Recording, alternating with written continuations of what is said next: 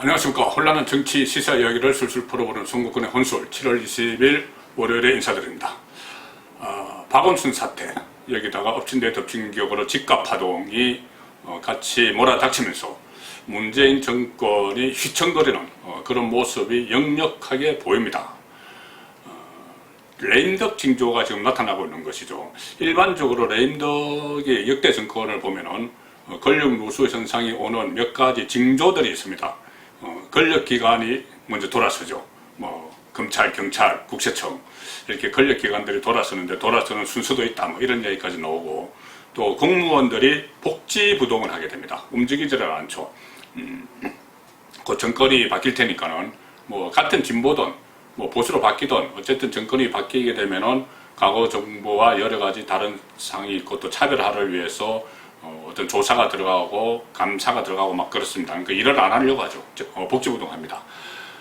그리고 또 권력형 비리들이 하나 둘씩 터져 나오죠. 지금 상황을 보면은 신라젠, 라인 자산 운용 이런 이야기들 계속 이야기가 나오고 있습니다.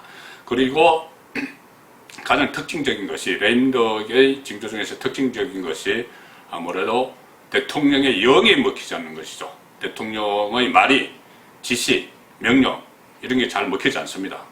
건의가 안 쓰는 것이죠. 특히 이 시기가 되면은, 레임덕에 접어들면은 야당은 물론인데 여당 안에서 대통령을 공격을 합니다. 공격을 하고 대통령의 어떤 국정 운영에 대해서 시비를 걸고 또 정책에 대해서 반기를 들고 그런 상황이 이어집니다. 특히 자기 대권 잠룡들이 그런 행태를 보입니다. 차별하기 위해서. 오늘 아침에 제가 조간 딱 풀 시간에 말씀드렸죠. 문재인 대통령의 지지율이 떨어지는데 그것은 박원순 사태로 인한 2030 여성들 유권자, 그리고 집값 파동으로 모든 연령층, 모든 계층의 지지율이 일제히 떨어지니 이 집값 문제를 가지고 차별화를 하기 위해서 대권 주자들이 정부 정책에, 주택 정책에 반기를 드는 그런 일들이 이어지고 있습니다. 자, 그렇게 되니까 오늘 문재인 대통령이 정세균 국무총리와 주례 회동을 하는 자리에서 이 그린벨트 문제에 대해서 한 발 물러섰습니다. 완전히 발을 뺐습니다. 그린벨트는 미래 세대를 위해 해제하지 않고 계속 보존해야 한다, 이렇게 이야기를 했는데, 이것이 문재인 대통령의 본심일까요? 어제만 해도 청와대의 김상조 정책실장, 부동산 정책도 다 사실상 총괄하죠. 김상조 정책실장이 당정 간에, 민주당과 청와대 또 정부 간에 이 그린벨트 문제에 대해서는 정리가 됐다, 이렇게 이야기했습니다. 정리가 됐다는 것은 즉 그린벨트를 일부 해제를 해서, 강남 또 서초에 있는 그린벨트를 일부를 해제를 해서 어떤 여러 가지 부작용이 있지만은 일단은 주택 공급을 위해서 해제를 하는 쪽으로 가닥이 잡혔다, 그 이야기였습니다. 그 이야기였는데 청와대 정책실장이 그렇게 이야기했는데 오늘 문재인 대통령이 그거를 백지화했습니다. 왜 그랬을까? 본인의 진심일까? 아니겠죠. 당정청이 수도권 부동산 공급 확대를 위해서 그린벨트 해제, 이것을 검토한다는 보도가 나오니까 여권의 대선 주자들이 일제히 반기를 들었습니다. 반란을 일으켰죠. 정세균 국무총리조차, 정세균 총리도 자기 대권 주자로 거론이 됩니다. 정세균 총리조차도 그린벨트 해제는 매우 신중하게 접근하는 게 옳다, 이렇게 이야기를 했습니다. 한번 해서는 아무 복원이 안 된다. 청와대 김상조 정책실장과 다른 이야기를 한 것이죠. 또 홍남기 경제부총리와도 또 다른 이야기를 한 것입니다. 본인은 이것은 국무총리지만 자기 대권 주자로서 차별화를 하는 것이죠. 자, 대법원 무죄 판결로 날개를 단 이재명, 가만히 있을 수가 없죠. 이재명 경기지사도 사상 최대의 로또 분양, 청약 강풍을 불러올 것이다, 그린벨트 해제가. 그렇게 하면서 서울 핵심 요지의 그린벨트를 훼손하는 방식보다는 도심 재개발, 용적률 상향, 경기도 일원의 신규 택지 개발, 이런 것을 통해서 공급을 늘려야 된다, 이렇게 구체적으로 훈수를 했습니다. 오늘 문재인 대통령이 그린벨트 포기를 하면서 이재명 지사가 훈수한 그런 부분들을 대체로 이야기를 했습니다. 재개발 완화, 규제 완화, 또 용적률 이런 거 다 이야기가 지금 나오고 있습니다.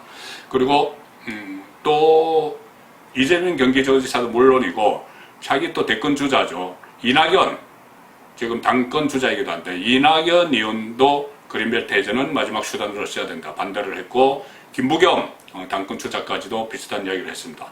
이렇게 되니 문재인 대통령이 고립무원 상태가 되어버렸습니다. 그린벨트 자리에서. 그러니 슬그머니 이 그린벨트를 철회한 것이죠.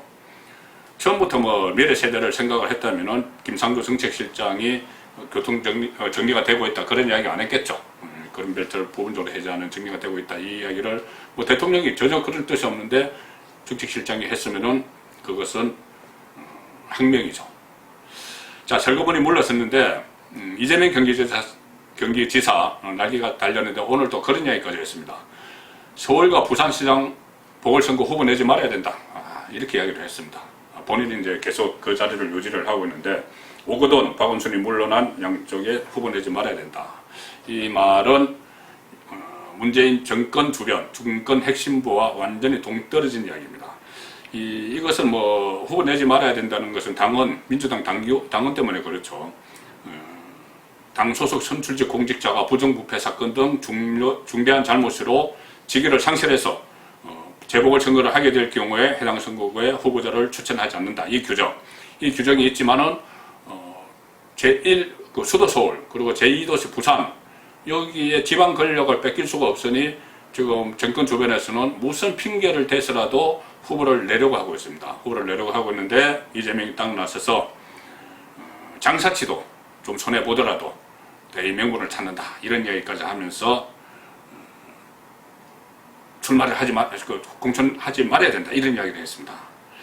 정권 안에서는 이 재보궐선거가 4월 7일, 내년 4월 7일 재보궐선거가 대권의 전초전이기 때문에 다음 대선의 전초전이기 때문에 거기다 총력을 쏟아부어야 된다는 이야기를 하고 그것을 준비하고 있는데 이재명 경기지사가 반기를 딱 든 것이죠.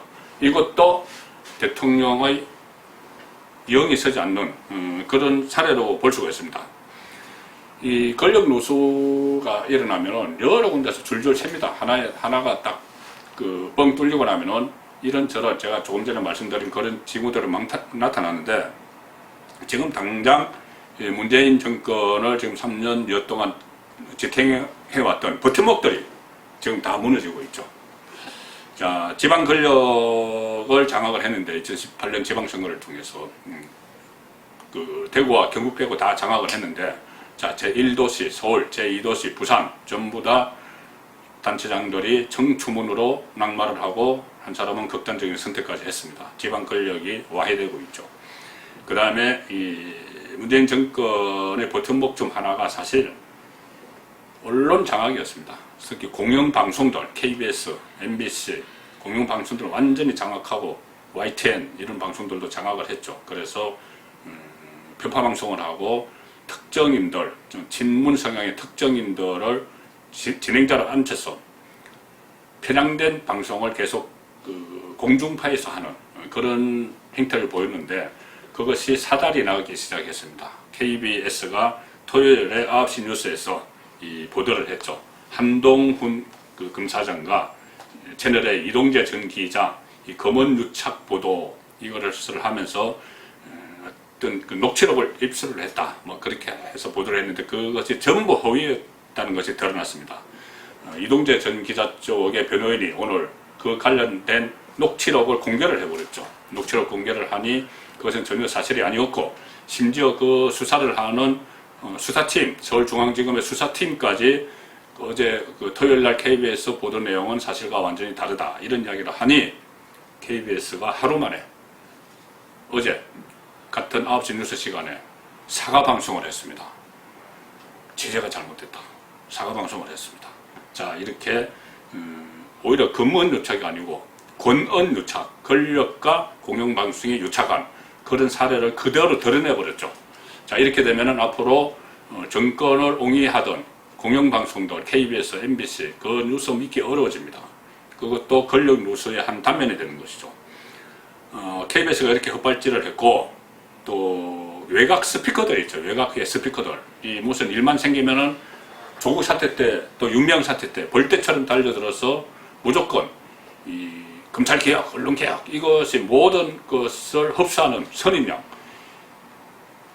옹호하고 감싸고 이렇게 해왔던 사람들, 김어준, 이동형, 여러 사람이 있습니다. 이동형 같은 경우는 박원순 사태 때 또 2차 가해를 일으켜서 피해자에 대한 2차 가해를 일으키는 방송을 버젓이 해서 지금 논란을 빚고 있고, 여기에 대한 반발이 상당히 많습니다. 그러니까 문재인 정권 주변에서 여러 가지 권력 누수 현상이 벌어지고 있고 줄줄 새는 그런 상황이 일어나고 있으니, 실제로 문재인 대통령에 대한 지지율도 계속 떨어지고 있죠. 제가 몇 차례 전에 들었지만 2030 여성들 뿐이 아니고 모든 계층에서 지지율이 떨어집니다. 지역도 모든 지역을 막 나오고 지지율이 떨어지고 있습니다. 리얼미터 조사에서는 마침내 데드크로스가 일어났습니다. 데드크로스. 긍정평가율보다 부정평가율이 더 많은 것이죠. 특히 오차범위 내에서. 리얼미터가 오늘 발표한 내용을 보면은 문재인의 국정 지지도는 지금 44.8%입니다. 긍정평가. 부정평가는 51.0%입니다. 부정평가가 긍정평가를 오차범위를 벗어나서 앞서고 있죠. 이 부정평가는 조국 사태 때 그때 51.7%를 기록했는데 그 이후에 가장 높은 부정평가율을 보이고 있습니다. 앞으로는 제가 말씀드렸다시피 권력 주변에 이곳저곳에서 줄줄 새고 있기 때문에 이 여론조사는 점점 더 떨어질 것이 뻔합니다. 그리고 본격적인 레임덕이 시작되는 것은 8월 29일 민주당 전당대회 이후가 될 겁니다. 민주당 전당대회에서 이낙연이 대표가 되든 김부겸이 대표가 되든 그때는 당 중심으로 모든 것을 이끌어 가려고 할 겁니다. 청와대 말을 전혀 듣지 않죠. 청와대와 어떤 당정 협의하는 것조차도 꺼릴 겁니다. 특히 직감 문제에서는 계속 청와대에 끌려갔다가 다음 정권 창출도 어려워지기 때문에, 그들 입장에서 정권 창출이 어려워지기 때문에 청와대와 서로 차별화를 하는 그런 행보를 시작을 하겠죠. 그리고 바로 보선 전국이 시작되면, 4월 재보선 전국이 시작되면 서울시장 공천, 이재명은 안 해야 된다고 했지만 할 겁니다. 그리고 부산시장 공천으로 이 당의 주도권을 다 가져갈 거고, 보선이 끝나면 승패에 상관없이 대선 전국이 바로 이어지죠. 그렇게 되면은 문재인 정권이 설 땅은 안팎으로 다 없어집니다. 그 시작이 지금 여러 가지 이 상황들, 권력 누수, 본물 터짐, 이런 상황들이 지금이 막 신호탄을 쐈다. 그렇게 볼 수가 있습니다. 송문근의 혼술이었습니다.